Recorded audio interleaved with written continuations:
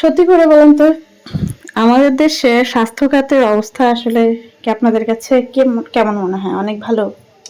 সরকারি বলেন কিংবা বেসরকারি, কোনো জায়গায় স্বাস্থ্য খাতের কোনো উন্নতি বা কোনো রকমের একটা ভালো দিক আপনি দেখছেন?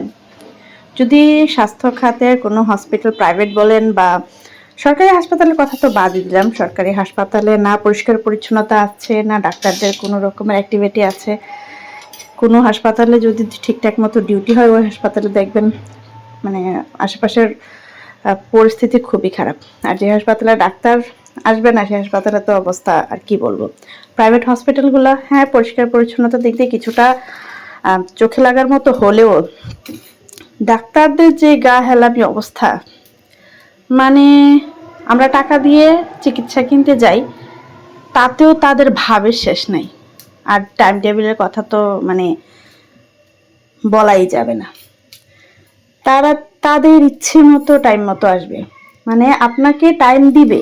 হ্যাঁ, আপনি আপনার সিরিয়াল নাম্বার অত, আপনি ঠিক এতটা সময় আসবেন, অথচ আপনি যান হাতে গোনা 2-4 জন চিকিৎসক ছাড়া আপনি টাইম মেনটেন করে চিকিৎসা দিচ্ছে এমন চিকিৎসক আপনি জীবনও খুঁজে পাবেন না।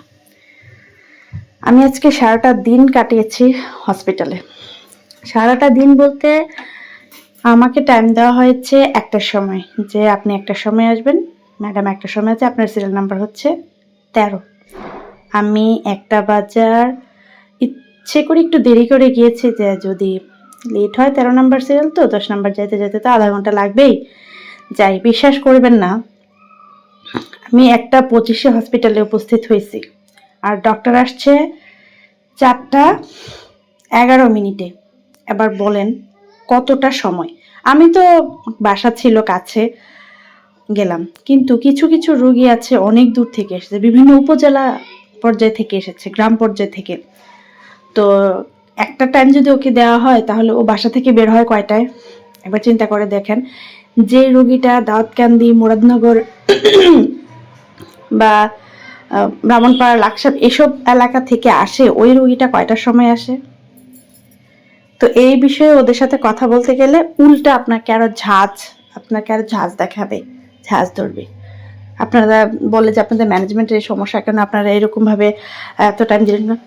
আপনারা আসছেন কেন? আপনাদেরকে আমরা ডেকে আনছি? এটা কোনো কথা? এটা কেন, মানে এটা কেন এক্সপ্রেশন হতে পারে? আর যারা স্টাফ আছে দেখলাম, মানে স্টাফদেরও কেমন গা সারা অ্যান্সার। ম্যাম কখন আসবে? আসবে একটু পরে আসবে। আসছে ম্যাম। কোথায় আছে? উনি অটিতে আছে। প্রথম কি জিজ্ঞেস করতে, তখন বললো উনি অটিতে আছে। এরপরে আধা ঘন্টা পরে তাও তিনি অটিতে আছে, ও সিরিয়াস অটি আসছে তো এই জন্য।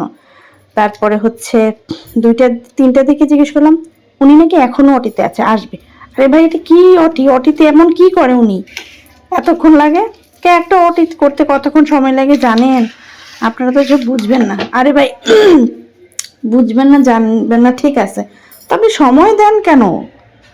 আপনার আসতে আসতে আপনি 4টা বাজে আসবেন, 5টা বাজে আসবেন, তো আপনি কেন সময় দেন একটা সময়? কিছু কিছু রোগী আছে যারা অনেক গ্রাম পর্যায়ে থেকে আসে, তো ওই রোগীটা 4টার সময় যদি আসে, তার সিরিয়াল যদি 20 নাম্বার বা 35 নাম্বার থাকে, সে রোগী ডাক্তার দেখিয়ে তারপর সে গ্রামে কিভাবে ফিরে যাবে? সবার কি শহরে আত্মীয় স্বজন থাকে? শুধু একজন না, ম্যাক্সিমাম ডাক্তারের একই অবস্থা।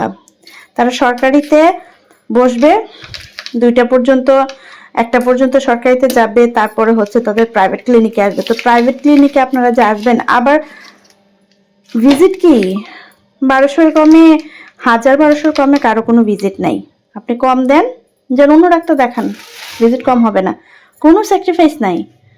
আর যে হাসপাতালে সে বসবে, চেম্বার করবে, সেই হাসপাতালেই তাকে টেস্টগুলো করাতে হবে। 100-এর মধ্যে 80% ডক্টর এরকমই, যে হাসপাতালে সে বসে তার টেস্টগুলো ঠিক ওই হাসপাতালেই করা লাগে। যে টেস্টটা আপনি করাইতে যান, আপনি একটু যাচাই বাছাই করে দেখবেন বা গুগল করে দেখবেন, টেস্টটা আপনার সর্বোচ্চ 1000-1200 টাকা হলে হবে, তারা নেবে কি 2000-3000 টাকা। শুধু এক হসপিটালের কথা বলছি না, বিভিন্ন হসপিটালের কথা বলছি।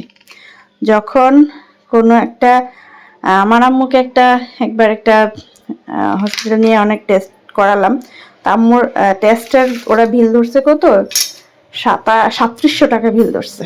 যখন পরিচিত কাউকে নিয়ে আসলাম, ওই 3700 টাকার বিল হয়ে গেছে কত জানেন? 3700 টাকার বিল হয়ে গেছে মাত্র 1700 টাকা। তার মানে কি, নিশ্চয় ওরা ছাড় দিতে পারে, ওরা ইচ্ছে করে এরকম করে।